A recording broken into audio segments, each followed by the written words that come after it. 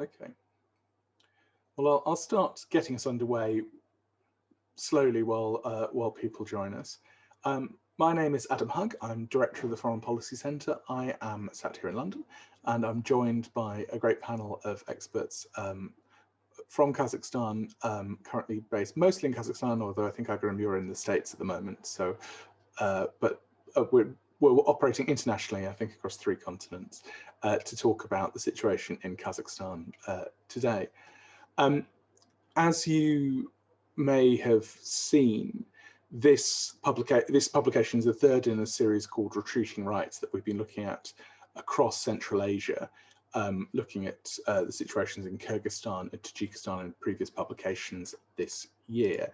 So, and that comes on top of some work we did on Uzbekistan and Tajikistan in the last couple of years. So we're completing our set of Central Asia, looking at human rights at the moment with this report. And we brought together a mixture of local and international experts to look at the current situation at a time of change.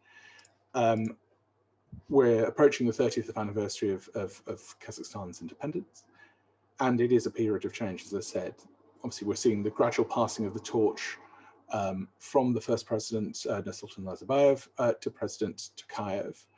We've seen growing social protests as living standards are being squeezed for many, and a more uncertain future lying ahead, given the global move away from fossil fuels that have formed the backbone of of Kazakhstan's recent economic success.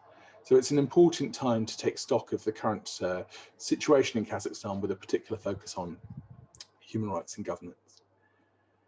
And the publication is very clear that over the last 30 years, Kazakhstan's ruling elite has delivered substantial economic growth based off that resource wealth. And it has also been perhaps the main beneficiary of that wealth, but some of it has spread out to improve living standards across society. And the ruling powers have mostly been successful in maintaining stability between the country's different ethnic groups, which was not necessarily an automatic thing in the early 90s, given the ethnic balance within Kazakhstan between Russian and ethnic Kazakh and other minorities. A number of other countries in the post-Soviet space were not as successful. But this approach has come at the cost of almost all political freedoms and many civil liberties. And the government and its supporters still argue that gradual steps are being made that will enable Kazakhstan to transition to democracy and help evolve the political culture in Kazakhstan. And their critics point to the lack of change at the heart of the political system over the last 30 years, where reforms have helped deliver improvements in standard of living and the delivery of public services, but have not led to a meaningful transfer of power from the elite to the citizen. And the only political choice in Kazakhstan, such as Tokayev assuming the presidency in 2019, is being exercised by those already in power in that ruling elite. So it's also clear that we're in a time of transition where former president and first president El-Basi, leader of the nation, Nazarbayev, still holds significant power, both informally through dominations of his networks, but also through a range of official positions that he holds as part of that unique status as first president, which includes chairing the powerful Security Council that holds significant sway over the bureaucracies, which he still has a role in appointing, and over President Tokayev himself. So President Tokayev has obviously been trying to establish himself and make his own mark. And he's promised a listening state that's committed to delivering reforms that would improve freedoms and make the government more responsive. But so far, change has been limited. Overall, his approach seems to be continuing on the previous path of modernization without democratization, or reform within the system that improves that state efficiency and outcomes while retaining authoritarian power structures. And for example, the widespread use of freedom restrictions that prevent activists from continuing their work, political activism, labor activism, blogging, as a way of is indicative of a general approach to try and curb criticism and silence dissent. Over recent months, we've seen NGOs being periodically targeted by punitive tax inspections, following on a long line of previous pressures. That included 20 NGOs, of which 13 were some of the country's leading human rights institutions, who suddenly got investigated prior to the January 2021 parliamentary elections, but whose cases disappeared after the election and under international pressure. The laws passed in 2015 and 16 place on them deliberately burdensome reporting requirements and very much seem to put pressure on those who are receiving foreign funding. The number of protests have been growing since the 2016 land protests, but have become even more common since the 2018-19 period on issues ranging from the role of China in Kazakhstan and also its repression of ethnic Kazakhs in Xinjiang, to social welfare, in particular the mothers' protests that came before President Nazarbayev stood down. And of course, there have been protests by both unregistered and by banned groups that have led to lots of arrests. So the publication recommends further reform on the law on public assembly to end restrictions on unregistered groups, and particularly given that in the current laws that any other group of citizens can give notice that they want to protest. And there needs to be more guidance to local authorities on how to do this safely and fewer bureaucratic requirements, including being able to be told where and when they are actually allowed to protest, that just are a sign of continuing state control. And further reform is needed to enable those currently unregistered parties and groups, such as the Democratic Party or Oyan Kazakhstan, Wake Up Kazakhstan, if the latter one wants it, to register without state pressure. And the party registration requirements still are set at 20,000 signatories and having a founding congress of 1,000 people, all of whom would be at risk given the potential pressure from the security services in the current political climate. And in relation to the way people are treated who are involved in groups that are currently banned, there needs to be a look again at the ways in which anti-extremism rules are being used to block activism by peaceful activists, where the state has a particular issue because they're linked to the government's bête noire based overseas. In particular, its use of the criminal codes, Article 405 on supporting banned groups and Article 174 on promoting discord, are being used to target protesters and even those just liking or sharing posts about those protests or other information from the opposition on social media. And despite the legal changes recently about in the trade union laws, union activism is still being stifled as set out in the publication by Mira Rittman and also repeatedly by the ILO, with independent trade union confederations not allowed to register and individual unions and activists still being targeted. There's issues around the defamation laws, which again had reform last year, but taken out of the criminal code, which is a good thing, but it's gone into the administrative code, leading to lots of local police trying to work out how to, deal with speech issues and seen a burgeoning number of smaller administrative cases against people for criticising local officials. But there's also the continuation of the laws against insulting officials, particularly the president and the first president, that can still land people in jail for up to 3 years. So, and there are a number of other key issues raised in the publication that I know our speakers here will seek to address. And, we don't want to overstate the ability for the international community to make change, given Kazakhstan's resource wealth and a very successful multi-vector foreign policy that gives it greater room for maneuver than many of its neighbours.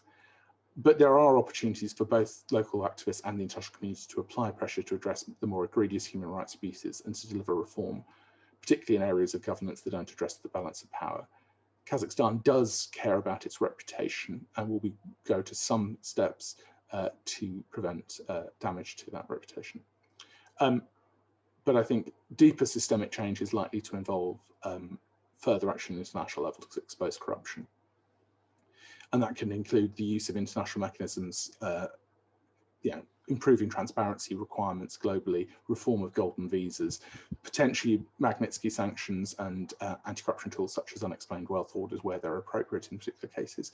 And I know, sitting here in the UK, that my country has been a major repository of the wealth of Kazakhstan's elite over the years. So it has an important role to play in improving the transparency about who has their money here, so that local people can hold their rulers to account. But I'm sure I've spoken for too long, and there's a lot more detail that you can read in the publication itself. But I'm joined here by 4 experts who know far more than I do and will be able to help elucidate some of these important issues. Tatiana Chernobyl, who is a human rights law consultant and previously worked a lot with Amnesty. Anna Gusarova, who is the director of the Central Asia Institute for Strategic Studies. Helida Lova, who is Associate Professor at Eurasian Technological University, and Igor Kamadola, who is an independent human rights lawyer and researcher. They've all contributed really important essays to our collection, and I am delighted to bring them to speak now for up to 8 minutes each, really. And after they have spoken, we are really encouraging people to put their questions to the panel in the Q&A box that you will see on your screens in front of you. Ideally, please in the Q&A box rather than the chat, and then we will go and ask those questions to our panelists up until the end of the meeting. Well, I'm delighted to have everyone here, and thank you so much for coming. So I'll hand over to Tatiana to take things forward. Thank you. Thank you, Adam. And what I'm going to discuss now today with you, it's what I wrote for the publication on the practice of police kettling here in Kazakhstan. And for those who are not aware of this tactic, it is something that Kazakhstani police started using and quite successfully from last June, exactly on the day when the new law on peaceful assemblies entered into force. And since then, we have been observing that strategy being used here throughout the country. What strikes me as a lawyer, as a human rights defender, is how bold Kazakhstani police has been in using this tactic. But it's both bold and unsure, because it seems like, and now it's more obvious than it was before, that the police was not aware first what it is about and how they should go about it. That tactic is containing protesters. By international norms, they are violent protesters.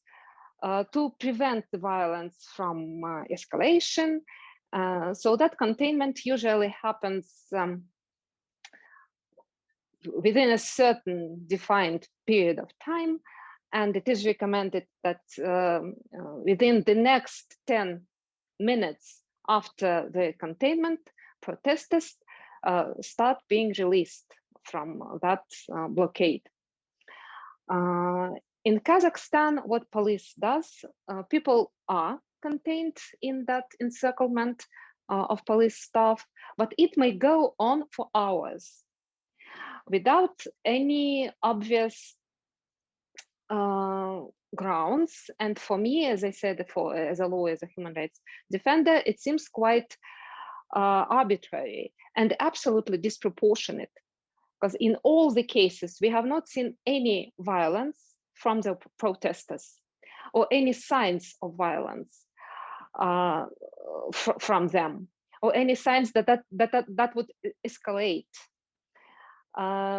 So the police would contain the protesters. The longest, as I said, was for 10.5 hours for today that we have observed, and the shortest was against, and that was both ridiculous and a sad case, against a family of 11, a mother, a father, and then 9 small children. That was the shortest kettle that we so far have seen.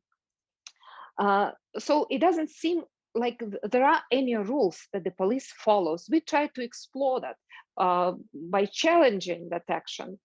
And what we have learned as of now were the words of the Minister of Interior, who said that this practice is detailed in internal regulations, in internal instructions of the police. Another comment was from the Ombudswoman of Kazakhstan. She was commenting on 2 cases of kettling, which happened on the 28th of February, and it was winter. And the longest one then was there, 10.5 hours in Almaty. She said that was a lawful measure to prevent public disorder. And she referred to the standards of the OSCE. And indeed, when you look at those standards, there are handbooks for peaceful policing and for monitoring peaceful assemblies.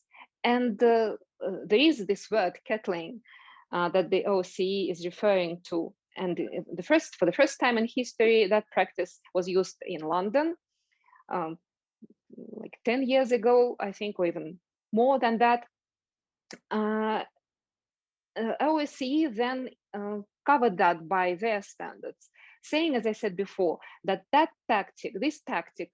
this strategy should be used very carefully and as not a norm, but as an exception, as a last resort, only when there is a suggestion or signs that violence may escalate. So those are the standards. But as we see, the official Kazakhstan is saying that it's okay to use that practice referring to international human rights norms. As I wrote in that piece in the publication, that should be changed altogether. First of all, the law itself on peaceful assemblies should be changed, and not to kettle people in, saying that they hadn't applied with city authorities to inform them of their intent to have an assembly, because that's the usual ground, according to city authorities, to order the police to trap people in. So that law should be changed. That's the first recommendation. The second recommendation, that the Kazakhstan should use the international standards and closely follow its obligations, human rights obligations, including under its membership in the OSCE.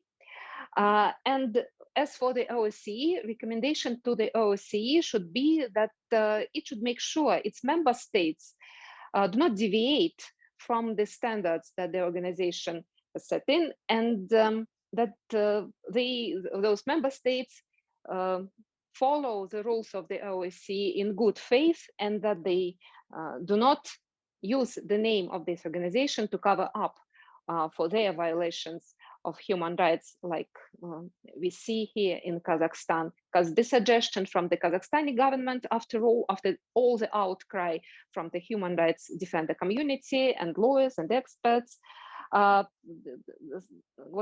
Kazakhstani officials suggest doing is to include that practice under the law and continue using it. But it should not be used absolutely against peaceful protesters. And the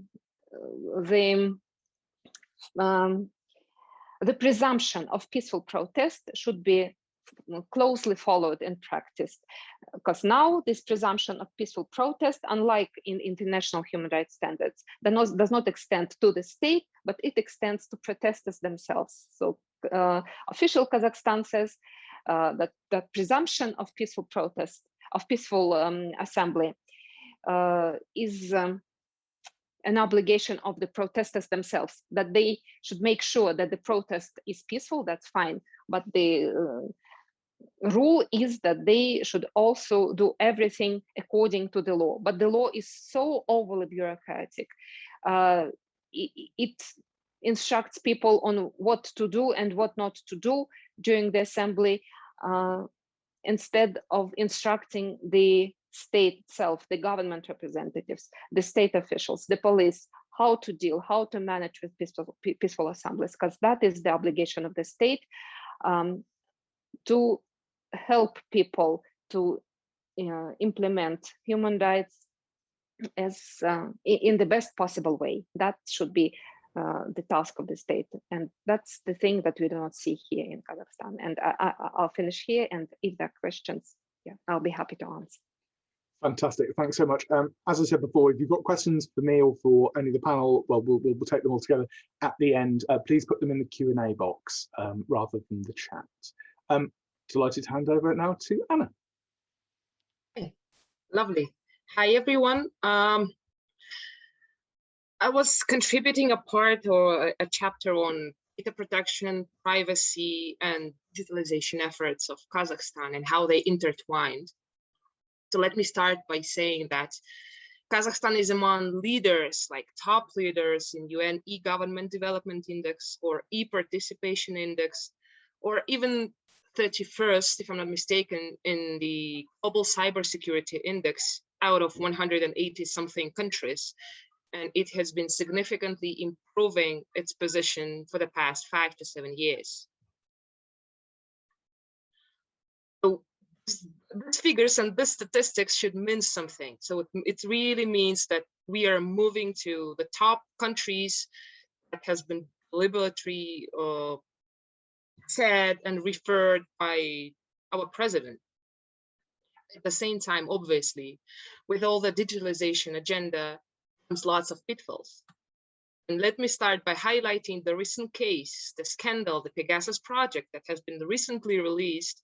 So saying that the Kazakh government probably was watching its own citizens, activists, and even politicians and listening to them or trying to hijacking their phones and obviously surveilling them.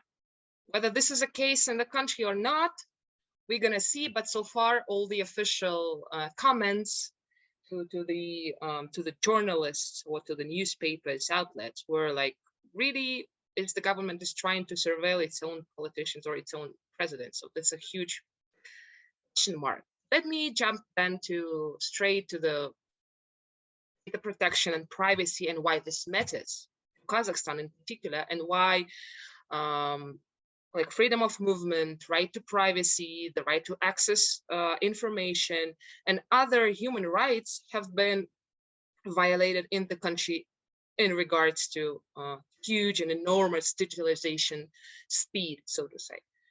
So let me start by just highlighting several examples that probably most of our international audience are not familiar with, like those that happened during COVID, when basically lots of people were increasingly using their online bankings and online shoppings and everything turned to online mode, like with a click, because of the COVID, that was the only way to proceed.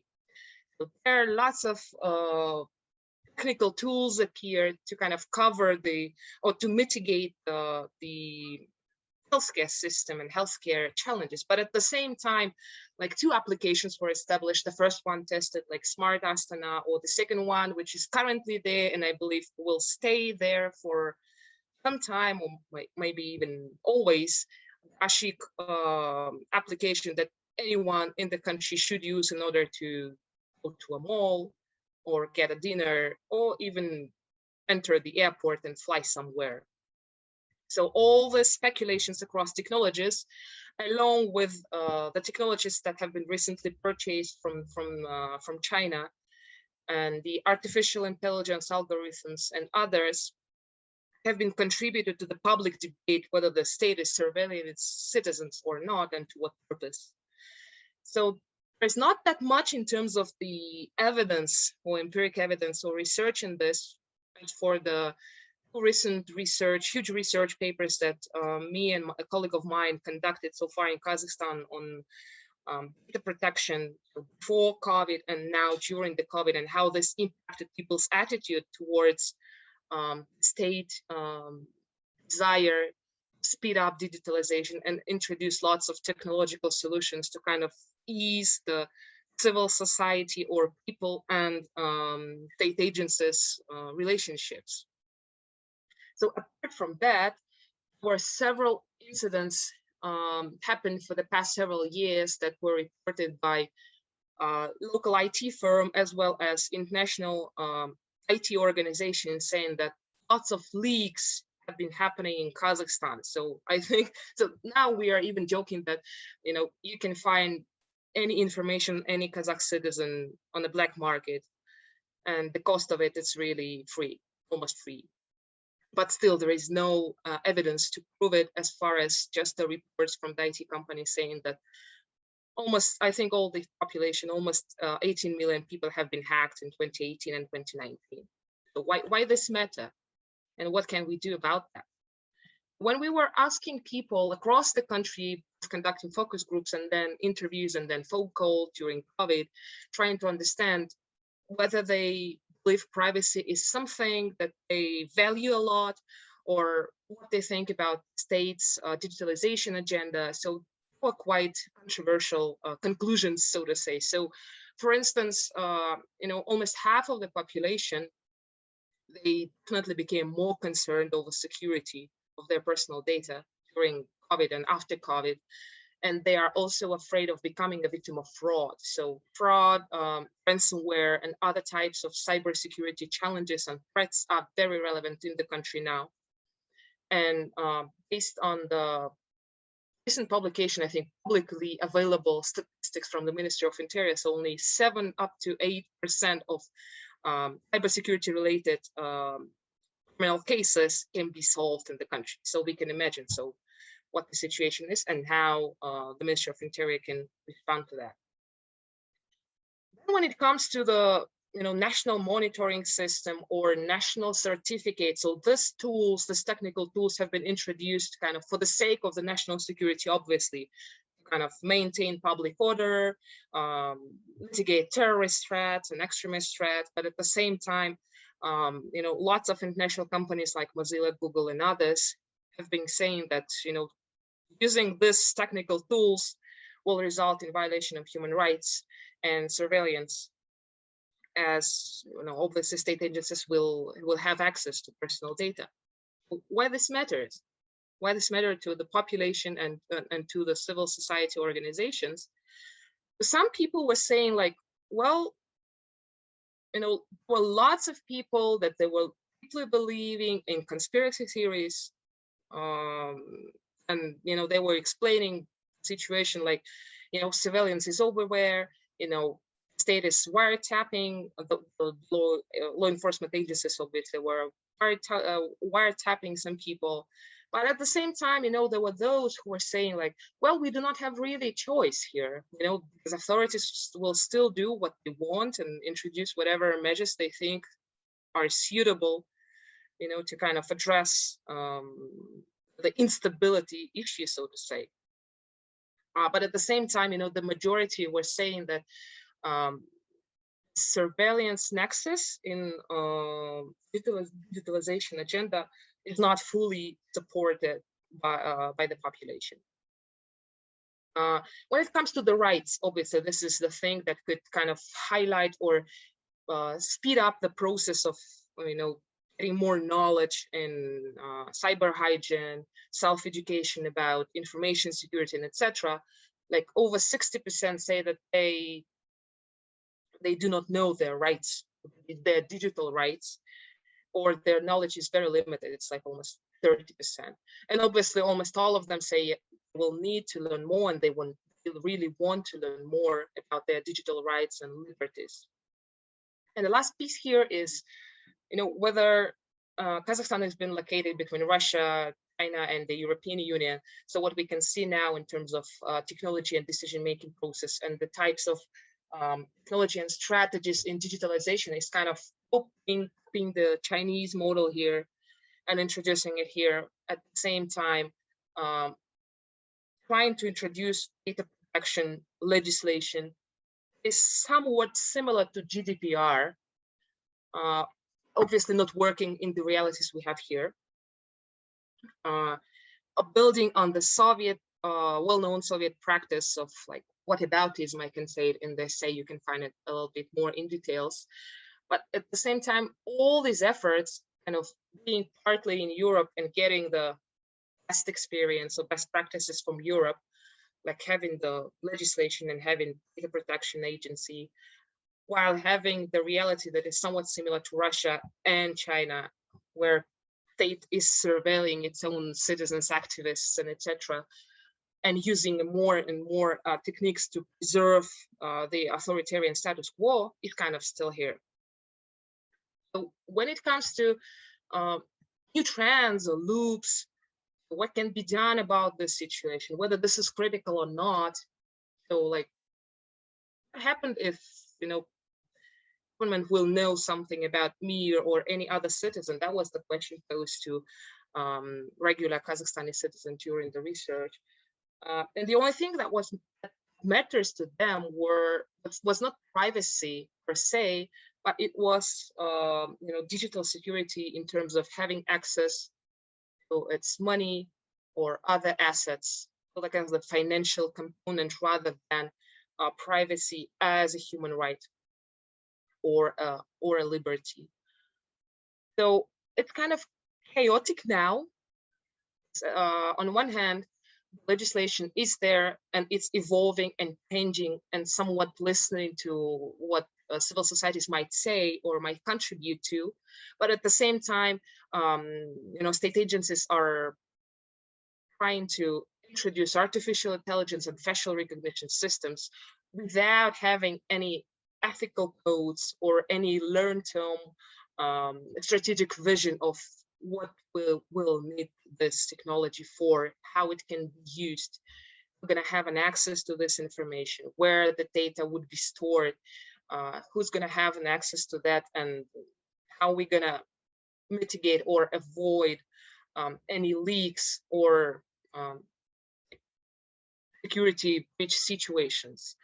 So this absence of transparency in like by default, and security by default and security by design is still relevant for Kazakhstan. So this is why it is essential to draft a strategy. So let's start with a strategy where we can really explain why artificial intelligence is needed, what kind of facial recognition systems would be introduced, why we use this, where it's going to be used, and how it's going to balance the national security and public order versus human rights and liberties, and adopt existing legal framework, not only to our realities and current capacity, to the future trajectories that we can move forward. So it's kind of the long-term vision for AI and the ethical principles or guiding that lots of European countries and the United Kingdom has kind of balance confidentiality, privacy, protection of data, human dignity, non-discrimination, and other issues that are relevant but have not been publicly discussed here before introducing those technologies on the market, even within the state databases or state institutions. And my last point would be to conclude to say that there are lots of incidents that have been publicly reported due to IT companies or civil society activists or IT specialists or other citizens that really failed their freedoms and rights. And in this situation, it is really critical not only to amend the law that we have, that is the process now, and hopefully the fall, when the parliament is there, we're going to see the result, and hopefully it will not be something new or something different from what we have been discussed so far. But at the same time, what we do gonna need is to have and introduce cyber diplomats so that we can Kazakhstan can better communicate abroad and then diverse its market, so to say, get capacity building funds, financial assistance, or any other type of technical assistance could be established and brought back to the country, just to balance the China-Russia kind of vector that is present there. And the final thought would be to organize a crisis management system with regard to data protection, something that is similar to the European GDPR. And I think that could be very useful for the National Data Protection Agency, like the risk management protocols that are there. That would definitely strengthen both the systems, the ecosystem, the cyber ecosystem of Kazakhstan, as well as data protection. And that would inevitably reduce the gray zones, the corruption. It could be useful for corruptions or any other espionage purposes, for instance. I'll stop here. I think it was quite long, so would be happy to answer any questions if there are some. Thanks, Anna. I mean, both what Anna's just said and her piece in the publication are really important because they're both about the capacity of the Kazakhstani state to do things effectively and its intent. And obviously a lot of what we're talking about in the publication and today is about, you know, how Kazakhstan uses the tools it currently does have to potentially restrict people's freedoms and rights. And obviously the digital space, particularly as everyone's gone onto it more over the last couple of years, adds more to it. And yeah, we've seen people being targeted for public social media posts. Obviously now we're going to, you know, the increasing encroachment into people's private digital lives creates a whole new vista for surveillance, which we obviously want to make sure it's done as correctly, supervised as correctly as possible. Anyway, thank you very much, Anna. Helena. Yes, hello everyone. I would like to talk about my essay in which I explored a heated debate surrounding a 2020 bill on countering domestic violence in Kazakhstan. So last year, what the population of Kazakhstan observed is, I would say, the emergence of alt-right groups in Kazakhstan, who just over 4 months managed to cancel a bill on counter domestic violence. And this bill was actually the result of meticulous work of many human rights NGOs over 7 years. So I would say that many people in our country, including myself, we were shocked to observe the emergence of alt-right groups in Kazakhstan. And right now I'd like to briefly explain how it happened, and I would like to offer some recommendations for the government of Kazakhstan how to deal with similar situations in future. So if we talk about domestic violence, it is indeed a very acute and serious problem in Kazakhstan. And unfortunately, for a long time, it has been either undermined or ignored. And of course, there are different factors that contribute to domestic violence in Kazakhstan. But if we give a little bit of statistics, then I would say that since 2017, there has been a steady increase in the rate of domestic violence. And during the pandemic, the rate of domestic violence just skyrocketed. And according to the official statistics by the Ministry of Interior, just over 8 months of 2020, there were 130,000 reports about domestic violence to police. But what's important is that among these 130,000 reports, only 25% reached the court. Why? Because in Kazakhstan, in order for police to investigate domestic violence cases, a personal application by survivors of violence must be made. So if there is no application, the police does not investigate a case, there are no proceedings, and basically, eventually there is no court hearing. Why this happens is because in Kazakhstan, unfortunately, we still have mostly patriarchal society, and domestic violence is considered not as a grave, serious human rights violation, but rather as a family conflict, a personal issue, something not to interfere with. And of course, for this reason, many human rights NGOs, including like local NGOs, international organizations, as well as the UN Committee on Elimination of Discrimination Against Women, they have been continuously appealing to the government, to the president, to Parliament of Kazakhstan to make necessary changes to legislation. And that's why when in 2020 the bill was finally initiated by a group of brave members of parliament, of course, the human rights society, the human rights activists, they were quite happy about it, and of course we all hoped that by the end of the year a new law will be adopted.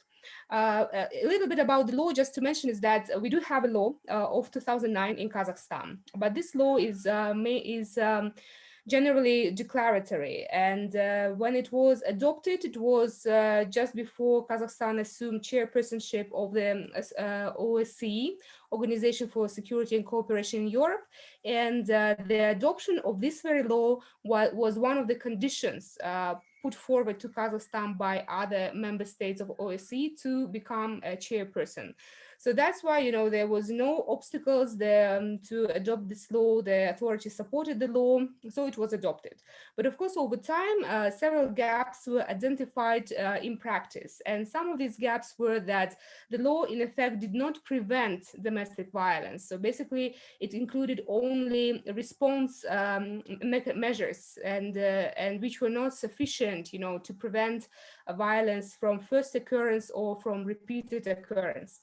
And the next issue with the law was that only the Ministry of Interior and police departments were the main actors to get involved with domestic violence cases.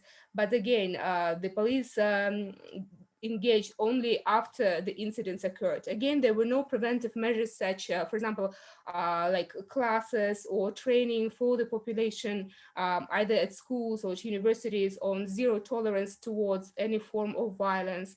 And there was also no coordinated mechanism among different agencies and local municipal bodies how to react to incidents of domestic violence, what to do to prevent.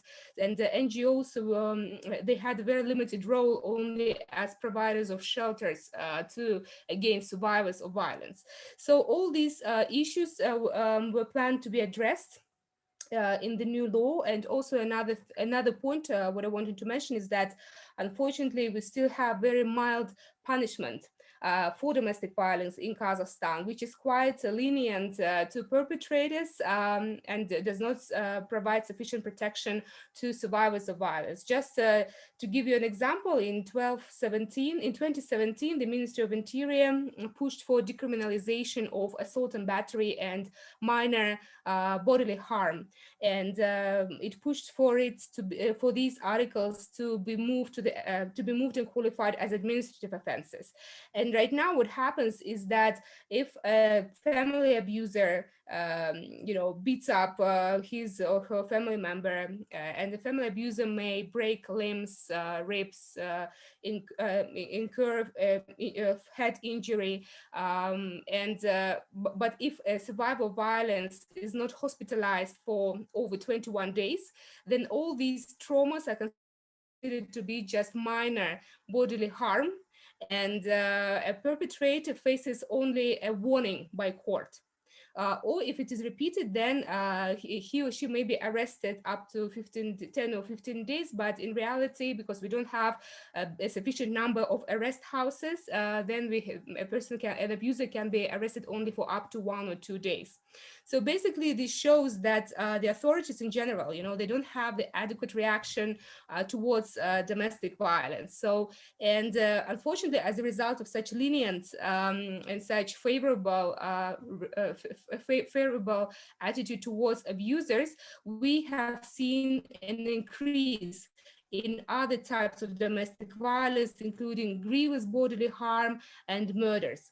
So in order to address all these issues, the law has been developed, and through the first part of 2020 was passing through a parliamentary working group, which included members of parliament, but also representatives of involved governmental bodies such as the Ministry of Interior, Ministry of Health, Education, Ministry of Justice, as well as General Prosecutor's Office, Supreme Court, and so on. And the debate within this parliamentary and also NGOs, yes, also human rights NGOs and scholars. And the debate within this parliamentary working group, it was already heated, because I would like to note that the domestic violence bill and the law in general is not a popular law. It's not a popular law in Kazakhstan.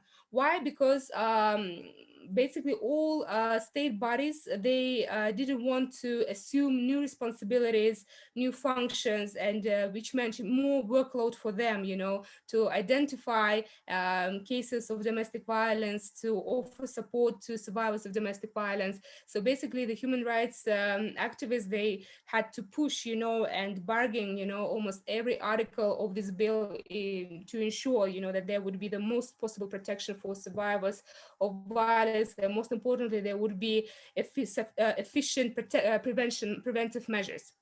But then when the bill finally entered Parliament in September 2020, and it was approved in general as a concept, in its first reading, right after that, we have seen, we saw a campaign by newly emerged alt-right groups or far-right groups in Kazakhstan. And the campaign was quite fast developing, and it started in October 2020. And what we could see is that different people, maybe not really well known as activists in society, but they started, making live streams on Instagram and Facebook, organizing conferences, publishing posts about this bill, and alleged consequences, negative consequences for Kazakhstani families. And what we could observe is that the information spread by these groups of people, it was false, it was manipulative. And when this campaign started, there was also a petition initiated, launched to cancel the bill.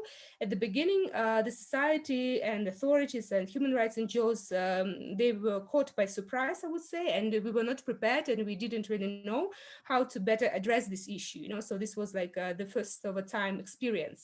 And initially, the members of parliament and the members of the parliamentary working group, they decided to ignore, this campaign, because they thought, like, who would believe, such, claims made by campaigners? Because, for example, some of the claims made by these activists were that if you spank your child, then the police would immediately arrive and take away your child, and then your child will be sent to Europe for adoption by LGBT or for organ harvesting.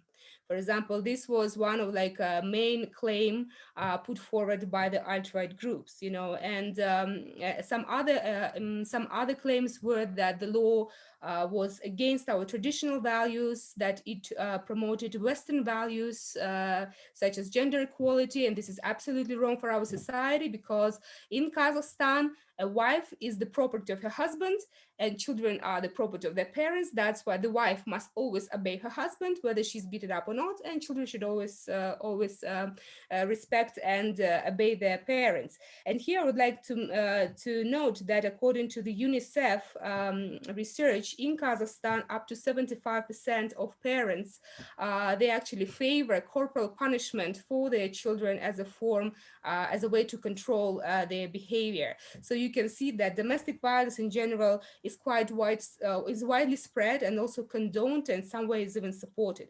So basically, what happened next is that when the campaign of the anti-bill campaign grew stronger, surprisingly, the Ministry of Interior and other governmental bodies, they did not interfere. They did not intervene, to refute the claims of alt-right groups. They did not intervene to protect the bill. They did not have any communication with the population, and basically they chose the position of bystanders, leaving the human rights NGOs alone, to kind of to get in this dialogue with alt-right groups. And indeed, at that time, what happened is that many of us, we didn't really know how to react, because we believe that, okay, these are also citizens of Kazakhstan. They're also representative of society. So let us engage in this constructive dialogue with them and explain to them, our arguments. But unfortunately, no dialogue happened. It didn't work, and unfortunately, anyone who would protect the bill, would try to explain the provisions of the bill. They were attacked by cyber bullies, so they fell victims of really ferocious cyberbullying campaigns. And unfortunately, some of the prominent NGOs in Kazakhstan, like Nemalchi KZ, their leaders, they were under real harsh cyberbullying campaign, and they were attacked for many months, and the aim of the campaigns was to devalue, to diminish the reputation of human rights NGOs, and try to push forward for cancellation of the bill. And then eventually what happened is that in the middle of January, the protests by mothers occurred simultaneously in the major cities of Kazakhstan. And mothers even came to the presidential administration, in Nur-Sultan, and they claimed for the bill to be cancelled. And here I would like also to note that the anti-bill campaigners, they were quite active in regions, in parents' chats, you know, and depending on the audience, they were spreading different messages. For example, to mothers who had many children, they said, so if your husband beats you up and you report to police, then the police would come and take away your children, you know, because it meant they would believe that you didn't manage to create safe environment for them. Or to parents who had children with autism, these anti-bill campaigners said that if your child screams at night, according to the bill, to the new law, to this bill, any neighbor would be able to report on you to police, and that the police would come and they would not really, you know, listen to you while your child was crying. They would immediately take away your child and send him or her to Europe. So basically, there was really this moral panic across the media, the social media, and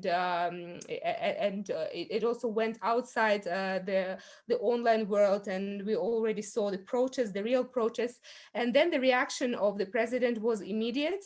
And then what happened was that on the 21st of January, the president for the first time gave an official commentary about the bill. He said that the bill should be thoroughly examined, all voices should be heard, accounted for. Then the head of the committee, parliamentary committee on social economic rights, published a post saying that this draft of the bill would be recalled for revision, but then they would come back to it. But then in a few days, the draft bill just totally disappeared from the website of Parliament, and it never returned back to the website. So now we don't hear anything officially anywhere in the official media or on social media about the bill, about its status and what is happening. So and here just as a final remarks, I would like to note that, as I said, this campaign, it lasted only for 4 months. And these alt-right groups, they were quite successful, you know, in canceling the bill and defeating, you know, the multi-year efforts of human rights NGOs. But the main reason why they succeeded is because the majority of the population, they don't have any trust in the authorities. And with that, in the absence of any official communication, or at least attempts, you know, by the officials, by the government, by the Speaker of Parliament or presidential office to explain the situation in this information vacuum, you know, the population, they believe that, yes, you know, the alt-right groups are telling the truth and supported them.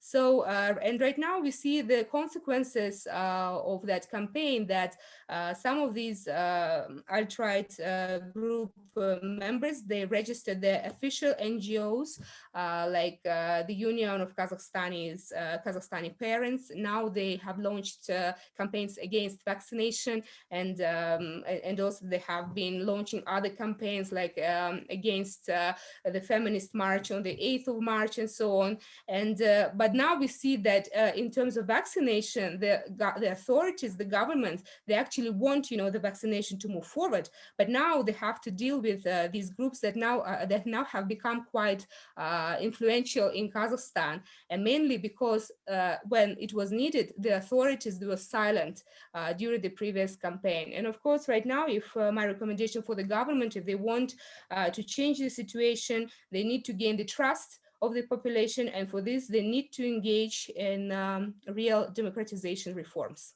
Thank you very much for your attention. Thank you very much, Halida. And yeah, I mean, Kazakhstan is now sadly caught up with other parts of the region in terms of having a domestic alt-right and having these sort of protest groups that are part of the political scene. And it's obviously a big challenge, but the president has committed to making women's rights a key part of his human rights decree. So we'll have to wait and see how he actually takes things forward on that. If at all. So that's something to keep pressure on. Igarim, and then so once Igarim is done, we will go to address the questions that are going in the Q&A box. Please put questions in the Q&A box, not in the chat. Sorry, I keep repeating myself, but it just makes it easier for us to manage. Igarim, thank you. Yeah, thank you for such a warm introduction and your interventions. It's a pleasure to share this evening on the report with all of you involved. So my piece, which concludes the report, is on so-called anti-gender bill and the attempt to show how it aligns Kazakhstan with the ongoing global conservative backlash. So in a nutshell, last April 2020, the lower chamber of the parliament started to consider the draft law with amendments to the law on state guarantees on equal rights and opportunities for men and women, which almost exclusively aimed at erasure of the concept of gender and is composite from the national legislation. And secondly, changing the concept of gender equality to a narrower, essentialist binary concept of equality on the basis of sex and equality between men and women. So in the reasoning approach, the drafters claimed that the amendments are designed to implement the state obligations under the CEDAW Convention, the Convention on Elimination of Discrimination Against Women. And in an interviews, the MPs initiating the amendments stated that there are 50 different genders and that legislators aim at reinstating two sexes, namely men and women, based on, I quote, international best practices. So when we look at Kazakhstan's international human rights obligations under ICCPR and ICSCR, and also CEDAW, we see that those encompass an obligation to ensure equality and non-discrimination, where gender is considered as a protected characteristic, along with the category of sex. And moreover, in the recent state review of Kazakhstan in 2019 November, the committee specifically recommended to Kazakhstan to ensure that this law is effectively implemented and complemented with adoption of comprehensive anti-discrimination legislation, which encompasses internationally recognized prohibited grounds, including gender.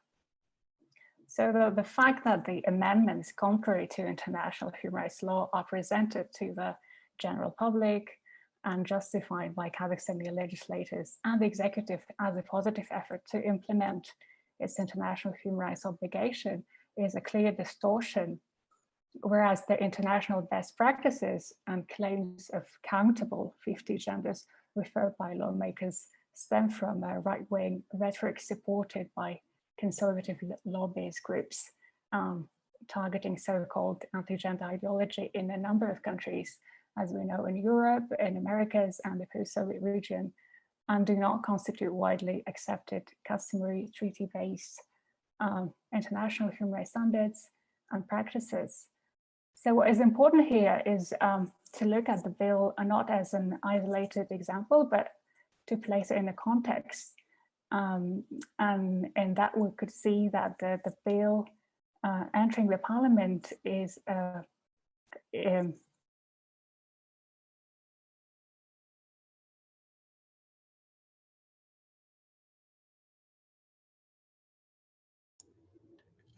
Igrim, have we lost you?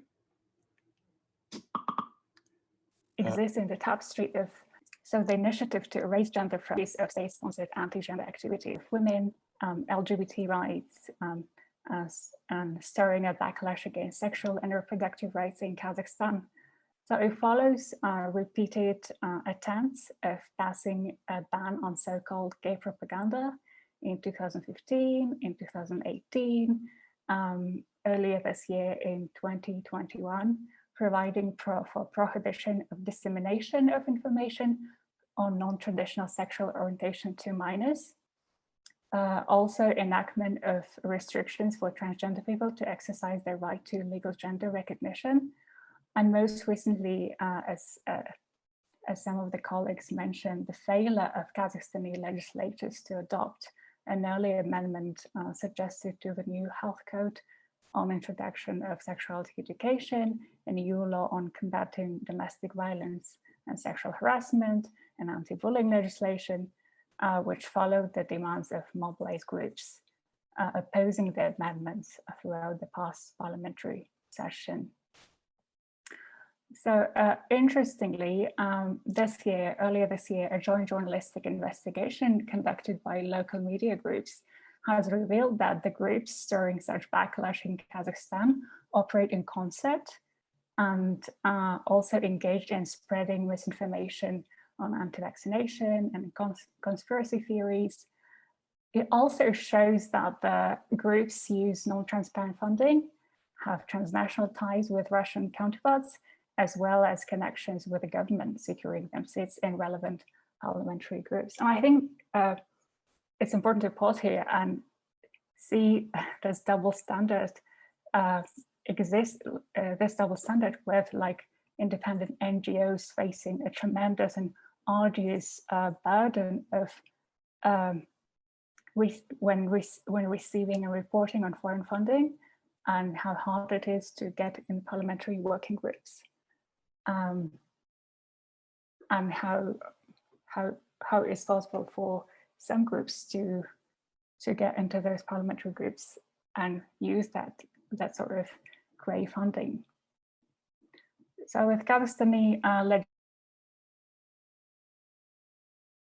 legislators' introduction of the anti-gender draft law and rejection of legislation combating domestic violence, bullying, strengthening sexual and reproductive rights, and most recently its withdrawal from the commitment to ratify the Istanbul Convention, Kazakhstan thus sadly follows the suit of the decades-long global backlash against so-called gender ideology. And what is presented to the public as securing traditional values and best international practices are in fact no less than a catch-up with a conservative trend sweeping Central and Eastern Europe, Russia, and the post-Soviet region. What is interesting here is that while previously such legislative and policy changes targeting gender were channeled rather covertly, they're now increasingly lobbied and openly advocated by means of organized conservative groups and private actors using the language of rights and public participation. So the legislators and the executive sway towards demands of such groups to the detriment of the state's obligation under international human rights law is really alarming. Yeah, and if we look on the potential outcomes of the bill with a lack of existing protection in law and practice, the adoption of such bill will mean decreasing space for free expression, exacerbation of violence and hate, targeting women, gender diverse, gender non-conforming and transgender people who are already facing harassment, the threat of violence and discrimination in almost all aspects of their lives, access to justice, healthcare, education, employment on a daily basis. Yeah, I think my final point here would be that this particular bill and the related bills, like the backlash, were introduced or rejected amidst the height of the pandemic under the statewide quarantine, with little or no transparency and minimal participation of independent civil society groups, which further demonstrates that the timing is not an accident, but rather was regarded by the legislators as a time to seize an opportunity to evade public scrutiny. So in conclusion, if we recognize that with existing national gender machinery and related mechanisms established in Kazakhstan in mid-2000s as a part of the donor-driven liberal project, which complemented economic restructuring reforms, the catch-up is also the catch-up which demonstrates the socio-political side of the path-dependent character of neoliberal reform projects which were undertaken in Kazakhstan during the past decades. Yeah, so I think I'll leave it here. And if there are any questions, I'm happy to answer them during the Q&A session. Thank you. Fantastic. Thank you very much, Agram. I think both what you and Halida have said is, sort of growing social conservative backlash, which is, as you said, not just in Kazakhstan, but is across the region. And it's a genie that is coming out of the bottle that the Kazakhstan government may feel is helpful in some ways, but it as Hilly said, in terms of the anti-vax stuff, it has unforeseen consequences, and that in a world where, as I think we see from the questions, there's very strong attempts to control political and public life in Kazakhstan, having this new dimension is going to add challenges for them, as well as for liberal-minded civil society groups. So we've got a lot of questions on fairly similar themes. And again, I really encourage people to use the Q&A box rather than the chat. I've said it a few times now. So there are a couple of things. I want to ask a few questions as well. But I think the panel doesn't have to answer every single question and feel which ones come most suitably to you.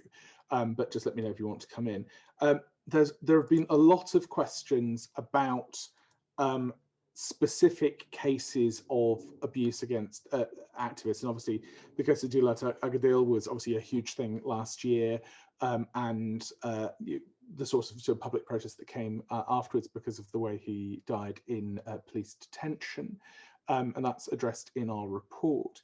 There's a number of other specific cases of activists involved in banned groups. So I think useful to know if anyone wants to come in on the specific incidences that are identified in those questions in the chat, and also more broadly about how the state is responding to banned groups. Again, I talked about the use of 405 of the criminal code against protesters and other activists who are involved in these banned groups, but more broadly, and how should the international community be responding to some of these particular challenges, because they are at the very sharp end of some of these, the most aggressive arrests, and obviously there are a number of issues around violence and everything else that's happened in those cases. So I'm aware that this is a challenging topic for some people based in Kazakhstan to respond to, but I'm interested to know if anyone else wants to come in before I sort of share any thoughts on those things, either specifically on Dilat Agardil and the other individual cases, or more broadly about the use of 405 and other parts of the criminal code against banned groups and their supporters. I can take that question. What's interesting in relation to what my piece in the publication was about, the kettling thing, it's never used, or very rarely is used, against people who are associated with the banned Democratic Choice of Kazakhstan movement. And I think that's also an interesting thing to think about. Why so? Why kettling is not used against them, but is used against others, although both do not follow the recommendations of the law on peaceful assemblies, and people, in fact, on the surface of it, violate the law on peaceful assemblies by going out to the streets without the, in fact, permission from the state. Because, and what you said, Adam, and what everyone who is writing in the comments about the Democratic Choice of Kazakhstan are saying, the state has covered all that, or taken out all that under the, and took it under the criminal code by calling that movement extremist. It means that that is all is taken or dealt with under the criminal procedure code. And under the criminal procedure code, since there's the criminal law article, it's easier for the state to take harsher steps against them, unlike others who are covered by the by another piece of legislation, that law on peaceful assemblies, which seem to not extend to the people who do the same, basically the same thing, but they are labeled as extremists. And I'm not the one to answer that question. The question is, in fact, to the government. And it's been numerous times that the human rights expert community, including outside of Kazakhstan, has been telling Kazakhstan to get rid, after all, after that article, or at least to think very thoroughly about the definition of extremism, because the extremism is not the thing that should be in the criminal law. And unless there's a clear harm that someone suffered, or the state proved that something or something suffered a harm, that the article should not be triggered at all. So that's the thing, first of all, that the state should be doing. And unless this happens, we will be seeing this thing and this clear division that I think the government is doing on purpose by dividing one protesters and other protesters, others who are kettled in and then left to go without any charges, which is a good thing, of course, and others who are taken to police stations and then arrested. And if speaking as a lawyer, they are dealt with according, in fact, to the procedure. Although those who are contained or kettled in, they are not dealt with by any legal procedure. That there don't seem to be any rules that extend to them. So this that's a big issue and a big problem. Even legally, according to written laws, written legislation, that's all very very strange and makes it very unlawful and illegal. The practice of kettling, I mean, which it's easier, it seems to be more humane, but it's thoroughly illegal.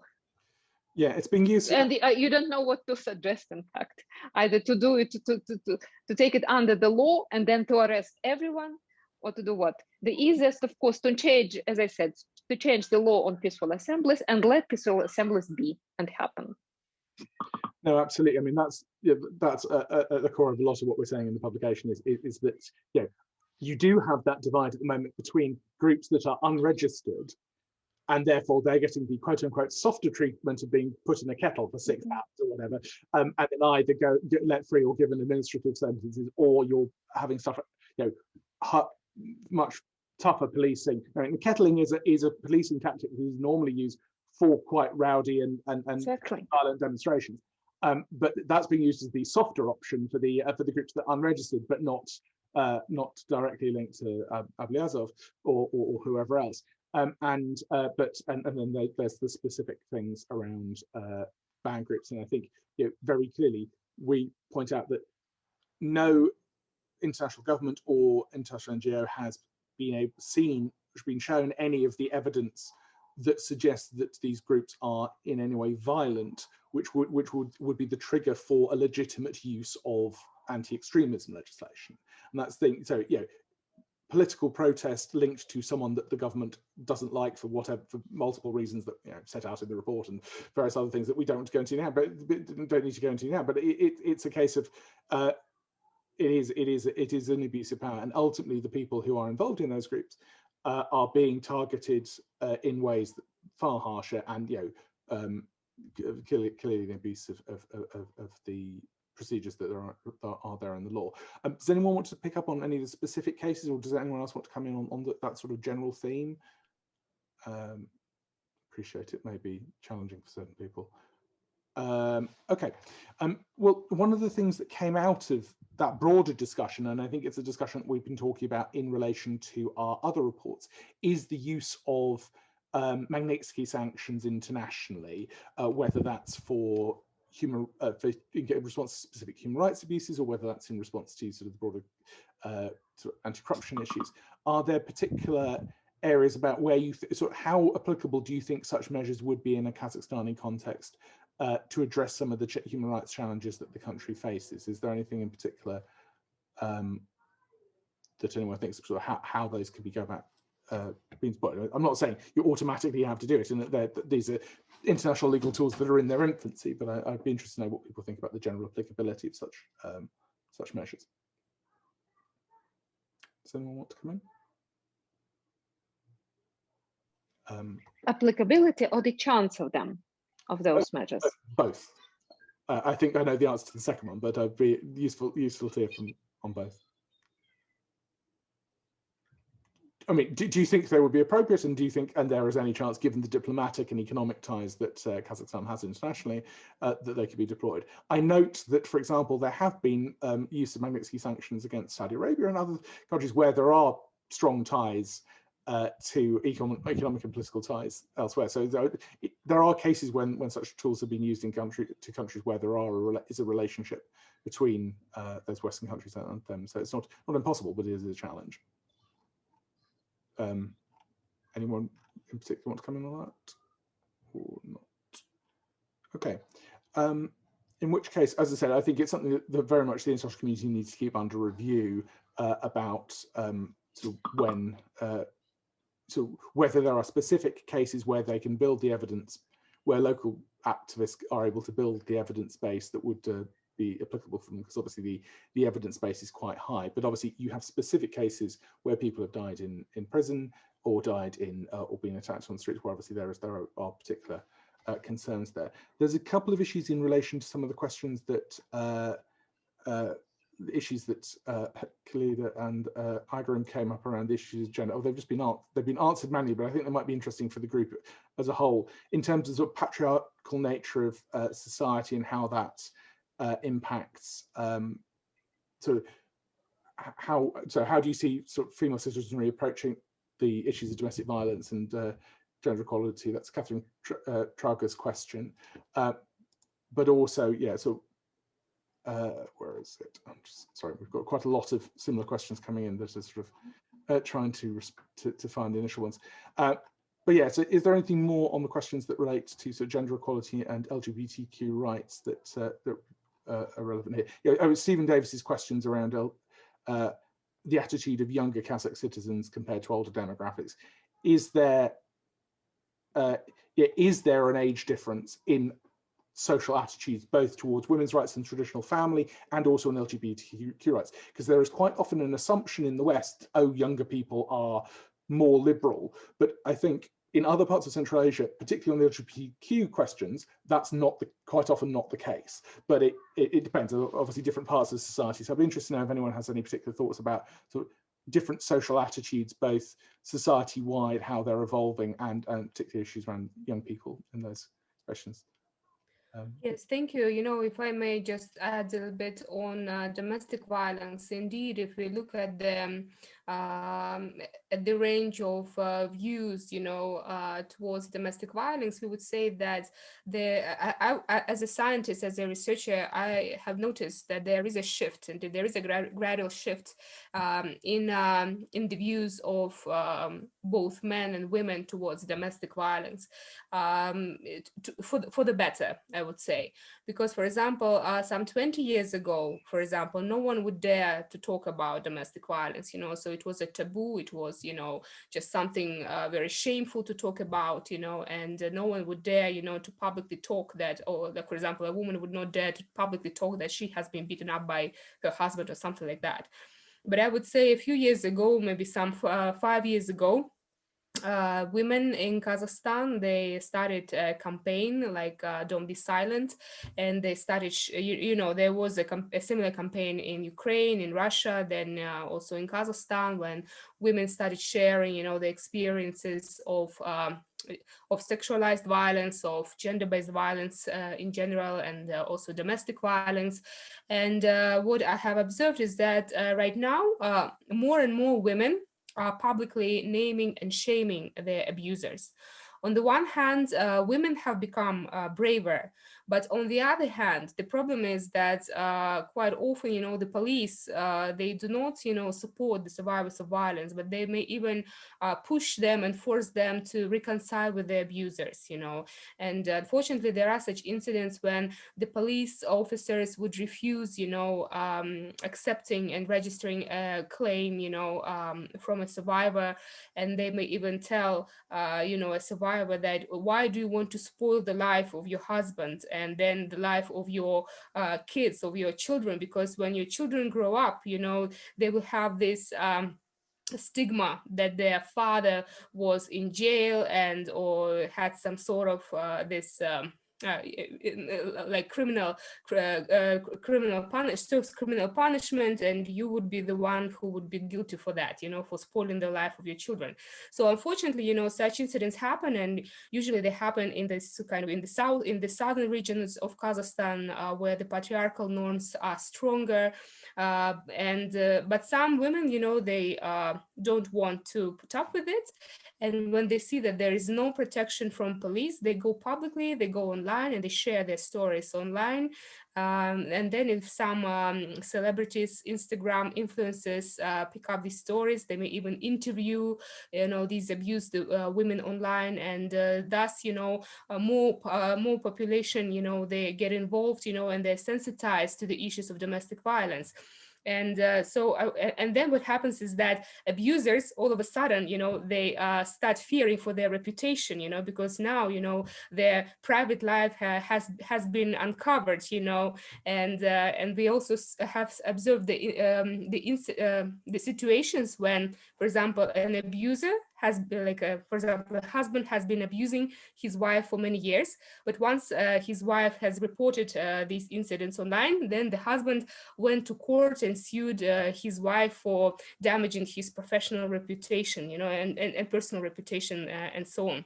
So I would say that, yes, the situation is changing, and I would say that the younger generation of women, you know, they are bolder, you know, they're braver, you know, so they're more vocal and outspoken about these issues. But then another dimension which we need to take into account is the place, you know, of dwelling, you know, the region where the youth live, you know, because again, in rural areas, the youth are brought up within these, you know, patriarchal norms. They barely get any other information outside, you know, any information about their human rights and other alternative way of life, you know. And so the youth in big cities are more liberal, you know, and they are more confident to speak up and stand up for their rights. And the youth in rural areas, unless they leave, you know, their villages, unless they go to big cities and are exposed to another culture, they may live in the same environment of like medieval Kazakhstan, you know, with the same old patriarchal norms. Thank you. Brilliant. Brilliant, Igor. Yeah, thank you. I just wanted to add to Steven's question on like the attitude of younger Kazakhs, and I think that there should be more variables added to that equation, because the age is not the only one. It would be just a very black and white picture, right? And I think we should add into that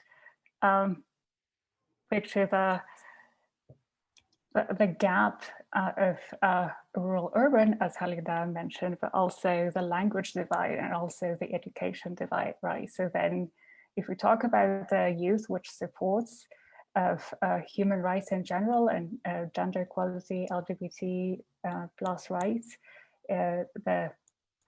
we could draw a general profile of a young urban Russian speaking and highly educated person, but then I think it's not that black and white.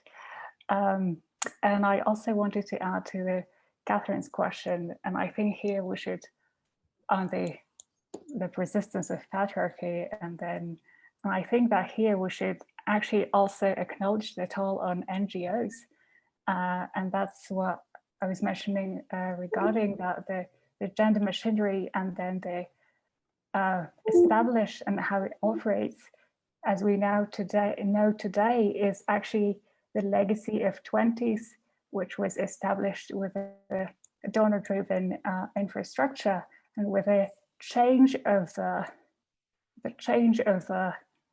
climate, and we see that the insustainability of that structures. And I think that with most of the institutionalized NGOs feeding onto foreign funding, we see this, what is called confused constituency, that the NGOs are not accountable not always accountable to the communities they serve, but the donors they or partners they work with. So I think, just to complicate the picture, I think. No, complication is explaining details and nuance, which is what we're here for. So I'm going to ask 3 questions to give as frame, and then we'll wrap up today's conversation. So keen to get responses from all the panel if they want to have an opportunity to have any closing remarks if they'd like to. So the 3 questions are: there's 2 questions in the chat around relationships with China and the situation in Xinjiang, around the persecution of ethnic Kazakhs there, and how the authorities in Kazakhstan have been responding to protests both outside the consulate and in Almaty around that. So that's a China question. Ed Schatz has talked about does the overall international context of what might be called rights fatigue influence how Kazakhstani activists should conduct their activities? Is there anything about sort of, you know, the overall perspective on human rights internationally and how they're perceived as rights is perceived at a local level impacts sort of the way in which local activists frame their arguments? And more broadly, I think we talked at the beginning about, you know, we are 2 years into a new presidency. We have obviously continuing role of Nazarbayev in the background, but are there any sort of reflections on Tokayev's 2 years and what might, you know, what realistic opportunities do you see over the coming year for, you know, any reform agenda to be taken forward? But please feel free to answer any of those questions or none of those questions, and just give your any concluding remarks you have before we wrap up today's discussion. Who'd like to go first?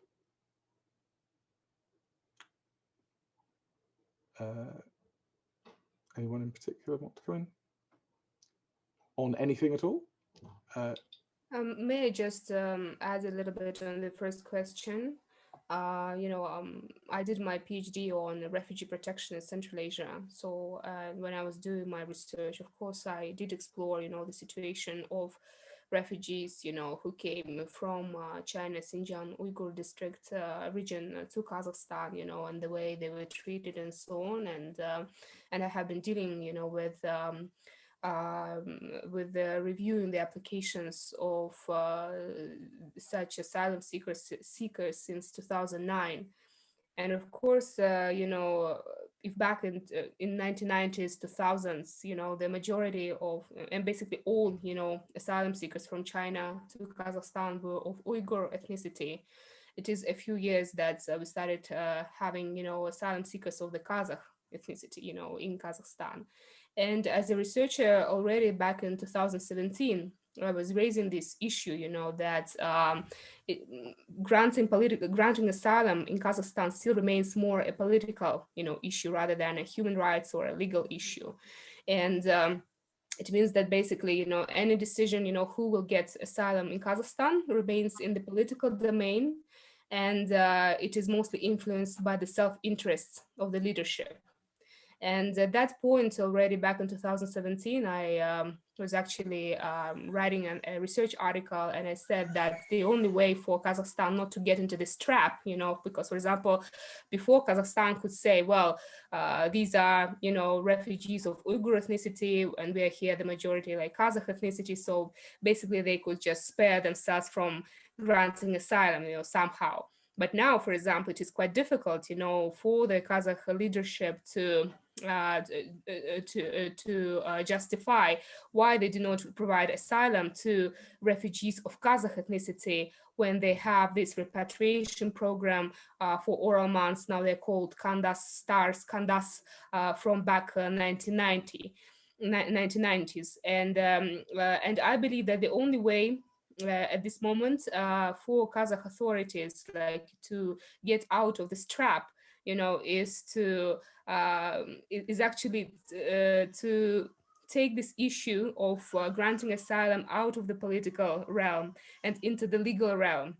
and try to comply with their international human rights obligations under the 1951 Convention relating to the status of refugees, under other covenants on human rights and Convention against torture and so on. Because basically there is a way, you know, to find a solution to the situation. And if and of course we understand that right now, you know, it would be difficult for Kazakhstan to resolve the situation of these refugees on its own. But here I believe the international community, you know, international organizations, they can always come and offer their support. Like in the case of another asylum seeker, Sayragul, of Kazakh ethnicity, you know, who came to Kazakhstan. She applied for asylum. Of course, for understandable reasons, you know, the authorities could not grant her political asylum, like any asylum in Kazakhstan. But Sweden offered their assistance, and the lady was resettled as a refugee to Sweden, where she got permanent residency.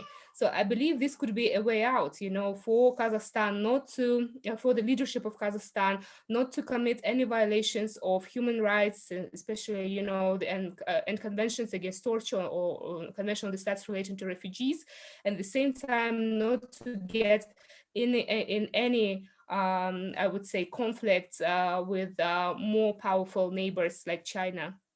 Thank you. Thank you very much, Louisa. Does anyone else want to come in on anything else you'd like to add before we close today's discussion?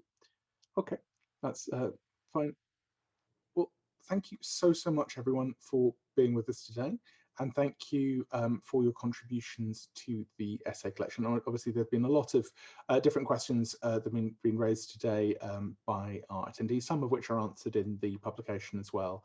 But obviously, there's a lot of live issues, and you know, the key takeaway is that, you know, the international community needs to continue to keep an eye on what's going on in Kazakhstan, needs to work with local NGOs and activists to enable them to exercise their rights, and you know, hold the leadership to account when they make statements about the extent to which they want to reform, and you know, both offering support, but also where appropriate pressure, and both publicly and privately, to try and, you know, take off some of these more extreme edges. Which, yeah, Kazakhstan is a country that has, you know, succeeded economically far better than the rest of the region, but there is still this lingering and ongoing human rights challenge that is both technical and deeply political. So there's a lot more to do and a lot more to keep engaged on, and I'm sure everyone will continue to do that. And thanks very much. Please read the report if you haven't already. It'll be coming out in, I believe, in Kazakh at later on in the year. And thank you so much for your time, and have a lovely rest of the day or evening if you're in Kazakhstan. Thank you. Thanks a lot.